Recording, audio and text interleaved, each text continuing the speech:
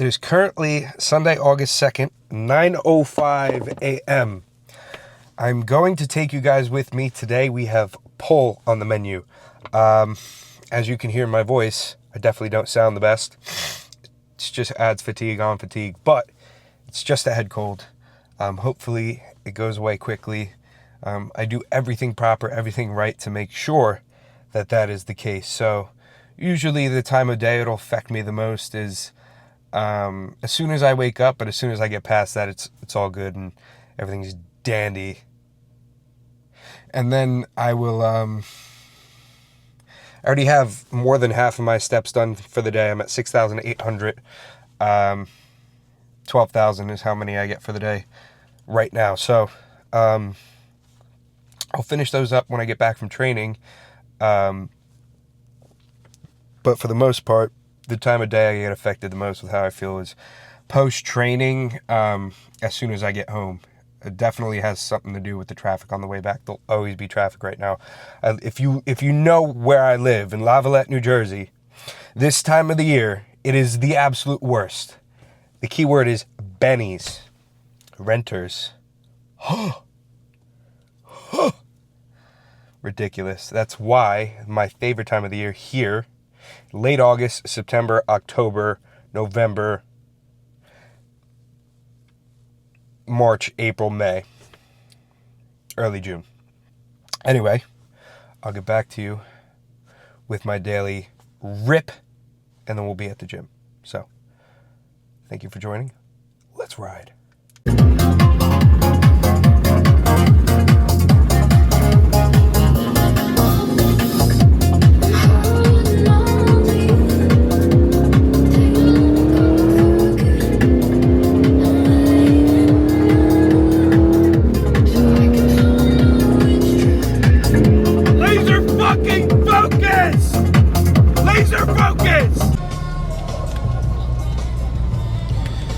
Okay guys, so we are here at Iron. There we are. For my pull day, and I will read it off to you in order right now. A little walkthrough before we get in there and go train. When I get back to you in there, I'm going to get back to you with the first movement, not my mobility work, just because it's pretty much the same as what I do for my push day. So let me read off what we got for you on the menu today. So I start my pull day today with one set of hanging leg raises and then one lat pullover set, just to get the blood flowing through my lats.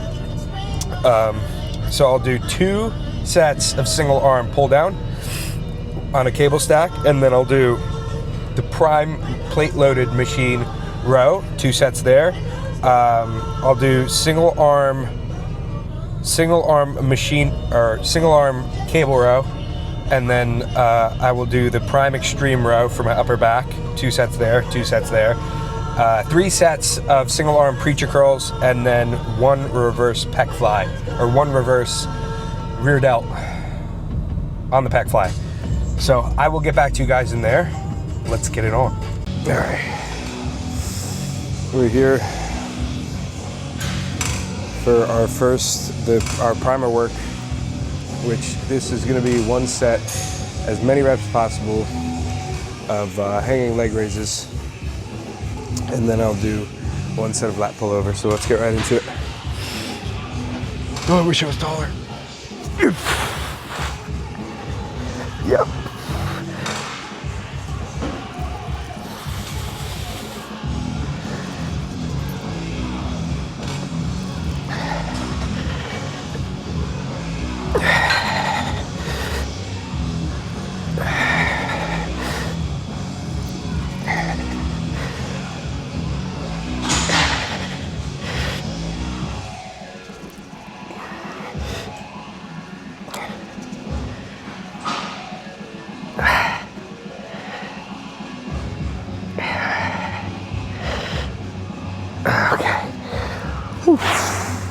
Not trying to destroy my abs, you know, but as many as you can without killing yourself.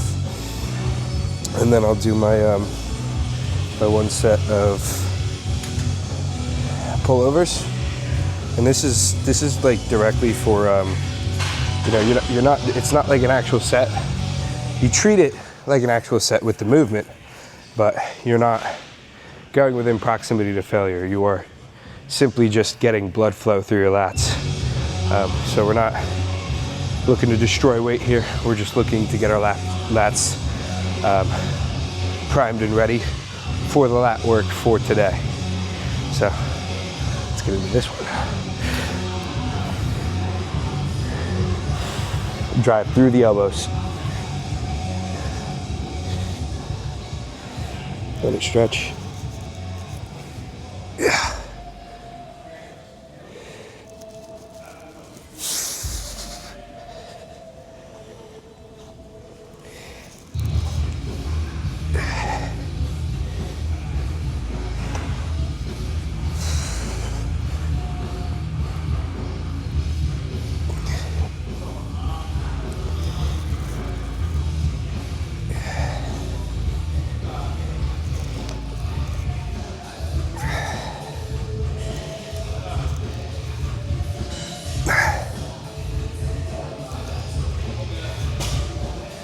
Yeah, that's good. Just like that. So, with my hanging leg raises, you'll notice that my hips don't sway back and forth while I'm doing it. So you get up there, and as soon as you get up there, stabilize yourself. Pull your chest up and keep your lats tucked. Almost as if you're going to do like a lat pull down, or, you know, a pull up, but a lat bias pull up.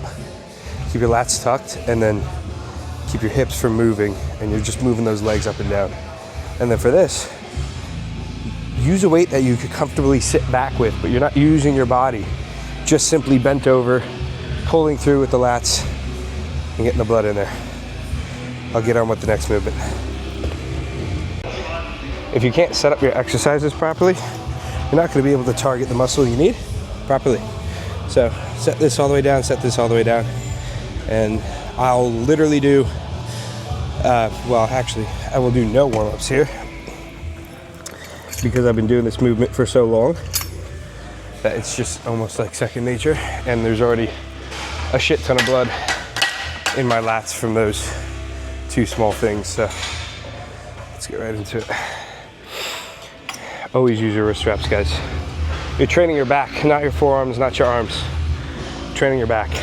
And if you don't use your wrist straps, and you don't use wrist straps and you deem them unnecessary, I promise you, your forearms are going to be given out before your back is. And as a bodybuilder, you don't want that. So let's go. All right. Nice strong brace. Let's go, Jay. Get in it.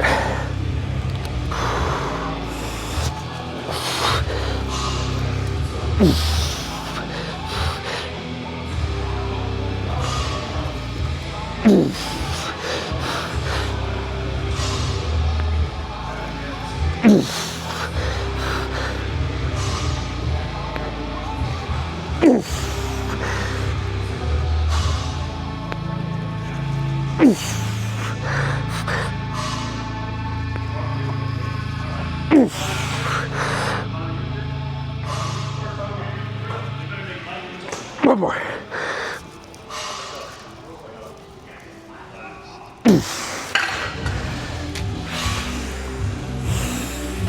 Whew. That was a good set. So, with this, you'll notice I get a nice strong brace before I go in. Torso should not move at all. Legs should not move at all. Once you're in it, you're in it. Drive down through your elbow, elbow to hip, as far as you can put it back, hold it there. And then when you're moving up, we're not thinking stretch up, we're thinking push cable. Like as if you're pushing. Push your lat forward and out while keeping that shoulder down. The range of motion of your lat is the range of motion of your lat. It's not a full out stretch where you're stretching your shoulder, because then you're just putting the emphasis on your delt. So that is why we do it like that. And then we're not taking extra reps that aren't there. If you can't get that full range of motion, set's done. First rep should look like your last rep, just a ton harder. Let's go. Side number 2. Let's go. Goal is to match each side perfectly. Right, get a nice strong brace. Let's go.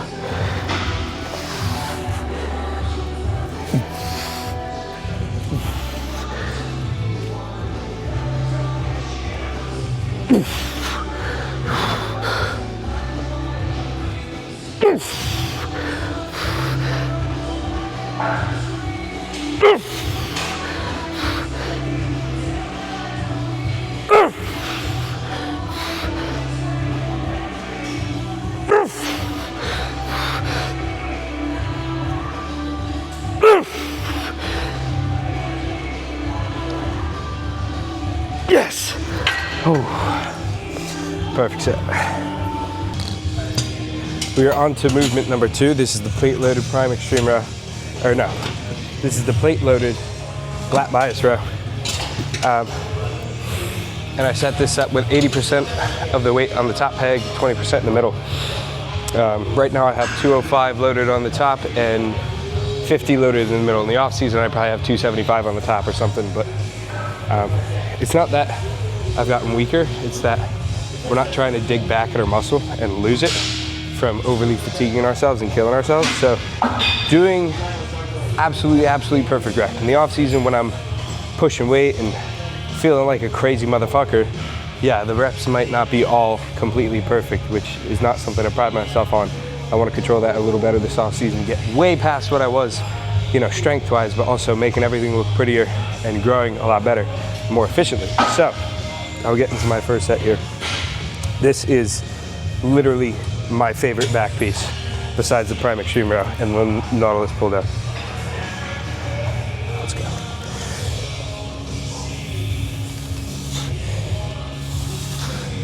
Yeah, baby. All right, Jay. Come on, nobody's here to save you. Let's go. Let's go. It's fucking late. Let's go. Come on, Jay. Come on, Jay. You feel fucking great right now. Let's go.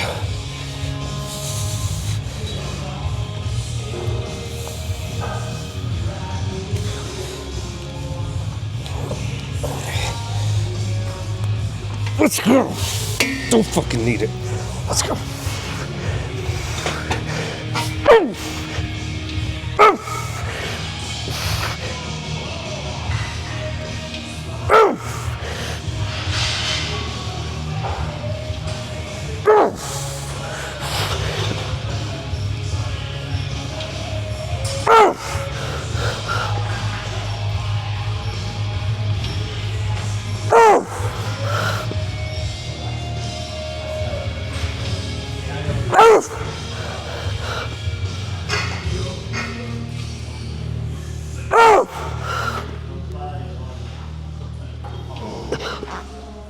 That's it. Fuck. Oh, that was a great fucking set. Holy fuck. Notice that I'm not just, you almost wrapping, you're not wrapping your shoulder blades around, but you're letting your lat and your back fully stretch out without letting your chest cave. And that is the basis of the movement. Also that squeeze portion, and just controlling every little bit. On to our next movement. Single arm, lat bias row. It's like a mid row. You get a good strong brace, and you'll watch as I do it. I get 2 sets here, and then we'll be moving on to the extreme row for the upper back trap area is what we really target over there. So the way I like to set this up, and this is not one of my favorite movements, but it works and you can feel it. So I'll set this up. I put most of my weight on the foot that I'm doing, and then I kind of press into that foot a little bit when I pull back. And then I use this arm and I tuck it on the side that I'm doing to kind of create a brace through my arm at the same time. It's a little difficult. Not for me because I've been doing it so long, it's just a little annoying.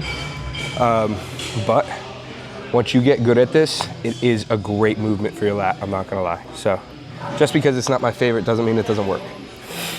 Let's go.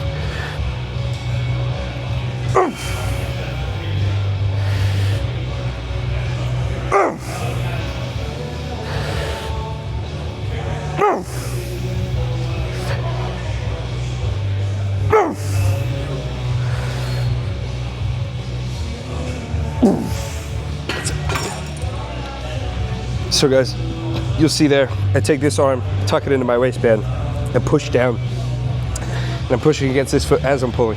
Now the one thing here is chest up, okay? And make sure that torso does not move. We're pushing in, but we're not rounding off. And same rules apply with every other set. Just as controlled, just as straightforward, and we don't take those extra partials. They don't do anything, I promise you. So take notes, guys, as we go and torch our back up. We are running through this day. It's beautiful. There's not a lot of people here. And I'm here like an hour earlier than usual because I woke up about an hour earlier than usual, at 3:45 or 3:30. I usually wake up at 4:30 or 4. But I kind of like this. I might just start doing this in general. I feel much better like this. And when there's less people here, it's also Sunday. So I don't know if that has to do with anything. Usually not, so.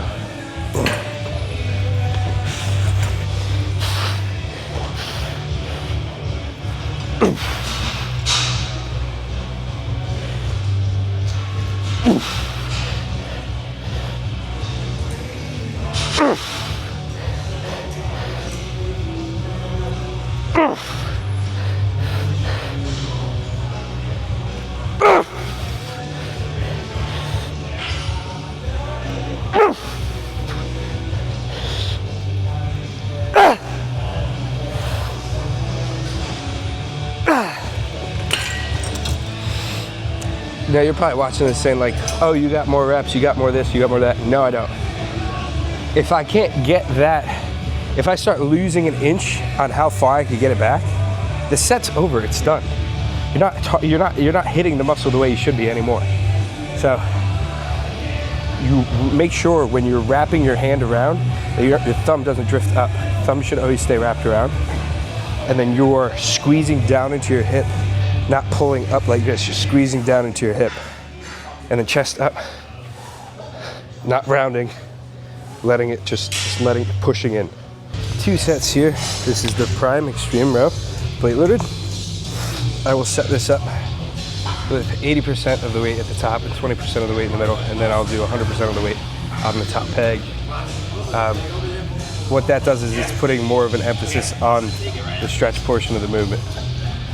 So hold it for me, because I'm going to do one more thing. And here we go. This here, I'm going to have to put the mic in a different spot. Let's do it here. Yeah. This is one of my favorites for sure. And in the off season, I definitely get crazy on this, loading it up. I'm always getting high thinking about it, but I'm having a great session today, so let's just keep that momentum rolling. This is my last pull movement before we move on to biceps and rear delts. Let's go. Same thing as always. Get your feet set up in a nice position. They shouldn't move after that. So I set them up right here. Get your wrap set up in a nice spot, and we go. And then I'll explain after.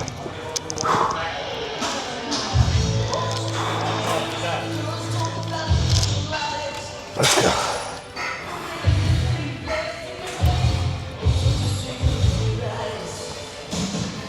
Good job. This seems nice and light for you. You've been here a million fucking times. Let's go. Come on, Jay. Easy now. Come on.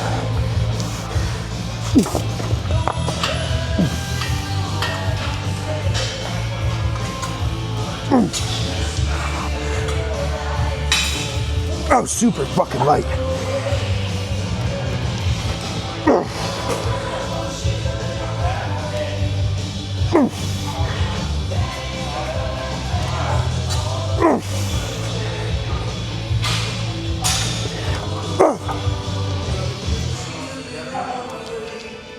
Yeah, leave it there. Oh, fucking beautiful set. Holy shit. I feel that in every single fucking fiber. So, as you can see, you squeeze hard at the top, control it on the way down, let it stretch, let it open up.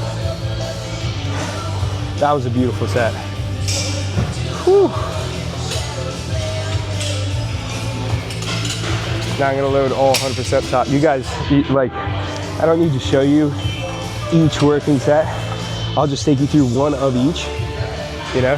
So it doesn't have to be a million of the same thing. So now we get 3 sets of dumbbell creature curls. I'll show you how I set these up. I put this bench on, looks like 60 degrees. You get a nice strong brace and go. I'll show you right here.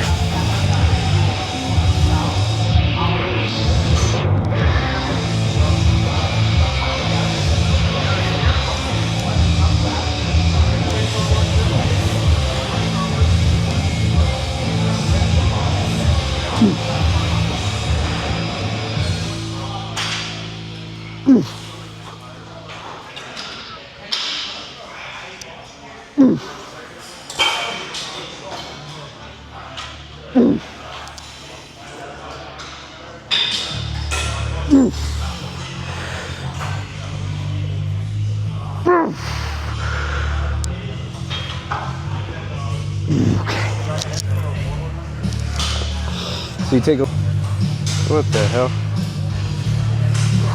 To let yourself relax because you're bracing with another arm while you're doing the set. So you take 30 seconds to a minute in between sets and then you'll go in and you'll do your next one. As for the form, think about drilling your upper arm, your tricep into the pad so it doesn't move, letting your bicep fully stretch out. You're not limiting the range of motion. It's how you get big biceps. And you're training your biceps as if you train any other movement, just as intense. That's how you get big arms, that's how you get big calves. I hate when people say arms and calves are genetic. They're not. You can make, the only thing that's genetic is the shape of your muscle, not the size. You can make it big. Let's go, left arm.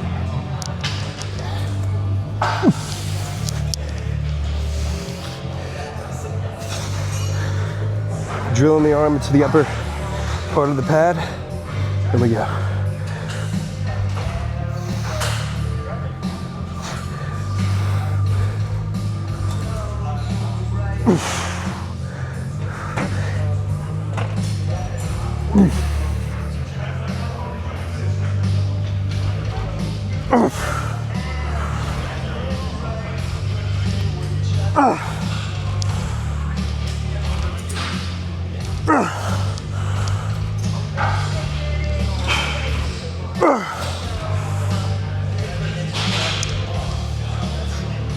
Yeah, that's it. We do these just like everything else. Same intensity, same form rules apply, and then I'll explain it once I'm done.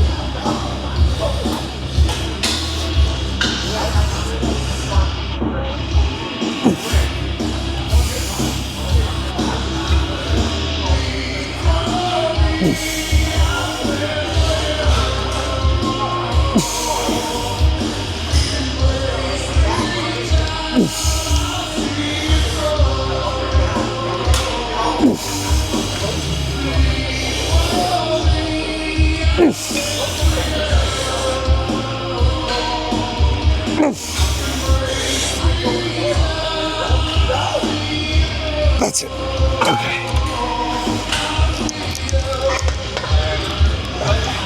So for this one specifically, this is literally the only pec fly that I would recommend to do reverse for your rear delts, because it has this movement where you can push and pull, and when you're pushing into the stretch, you're pushing the weight out, letting your delts take control of everything, and you're not bending your elbows, letting delts take control of everything.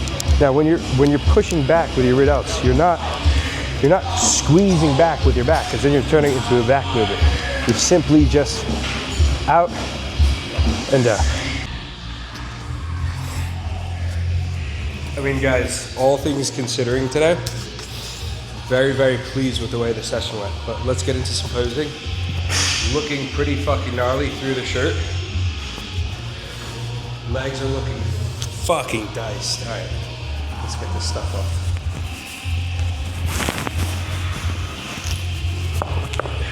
I'm not gonna do any, like, you know, crazy ground classic posing today, but I'm gonna do all standing posing. You know, I'm not trying to destroy myself right now. That was a great session, so I don't need to overdo anything with the posing. Kuba emphasizes that. See the back, it's pretty fucking gnarly too.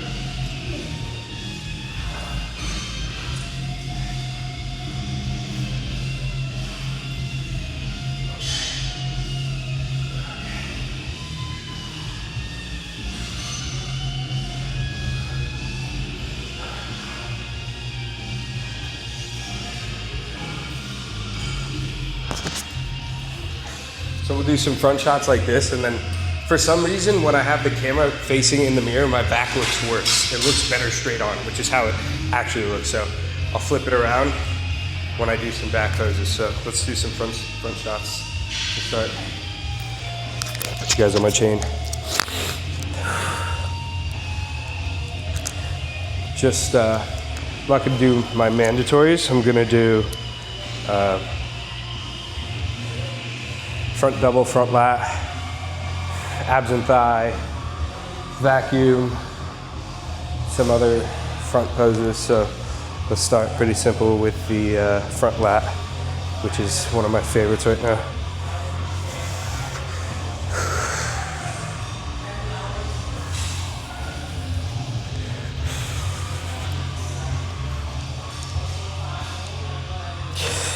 Now, front double bicep.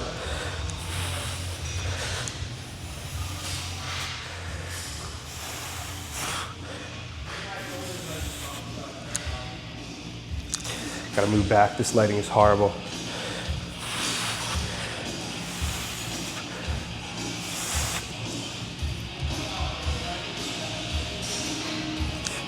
Side chest.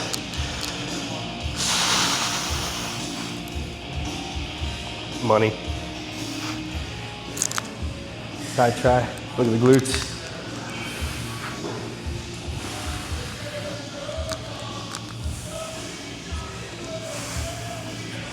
Let's go abs and thigh.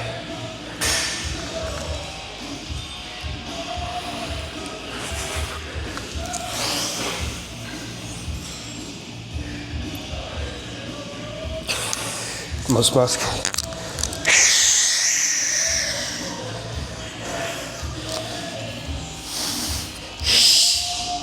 All right, guys, so we have finished up our training session, and I'm now in the parking lot getting ready to eat my post-training meal.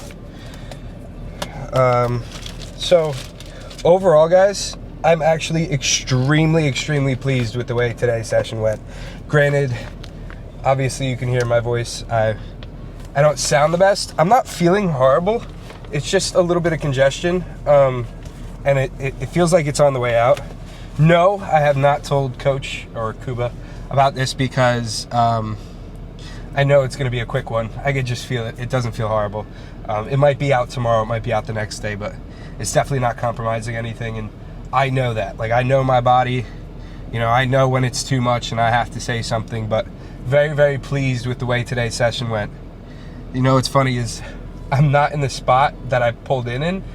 I will literally get in my car as soon as I'm done training and pull off into the opposite side of the parking lot because the reception over there is so horrible. Like, I literally cannot go on my phone, and I like to watch a YouTube video or something, or a show while I'm eating this. And it's not that, you know, I like to sit, I'll slow myself down purposely while I'm eating this, and I like to relax post-training for, like, you know, 15-20 minutes while I eat my meal, so that I can, you know, relax. I was all amped up before, and now this is the time of day where I start to decompress and, like, wind down my day. See, I'm already at 10,500 steps. I only need 1,500 left for the day.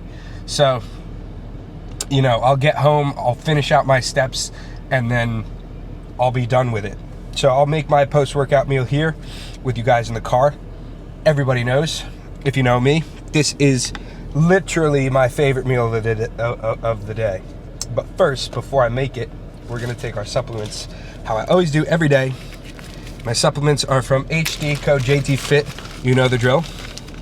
We got 5 omegas and 2 GDAs. Going down. 1, 2,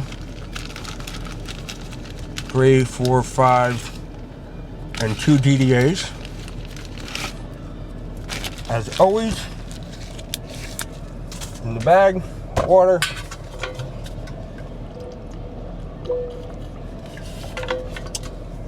Beautiful. Take my whey isolate, and we put it on top. As always, this stuff, man, it doesn't get better than this. I promise you. If you make your food good, taste good, off-season, prep, no matter what it is, you will literally never want to go off plan. The only thing is, in prep, you might just want more of your food, which is fine. Being hungry is normal in prep. It's good. And being hungry in the reverse, and pretty much the majority of the off-season, you have to savor that, because you being hungry is going to force you to grow. That means you're insulin sensitive. That means your body wants to grow, and that's a good thing. You don't want to diminish that hunger, because as soon as that hunger is gone, your growth phase is over. You will turn into a watered down pastry, a sack of potatoes, overnight, as soon as that insulin sensitivity is gone. And that's not what you want. You want to be able to grow for 25 to 30 plus weeks before you go into your next prep or diet phase, depending on what your plans are.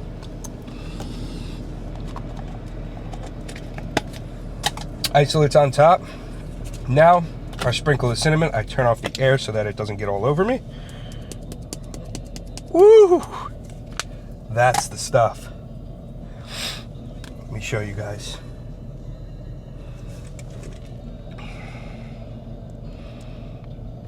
Oh man. Oh man. Back on me.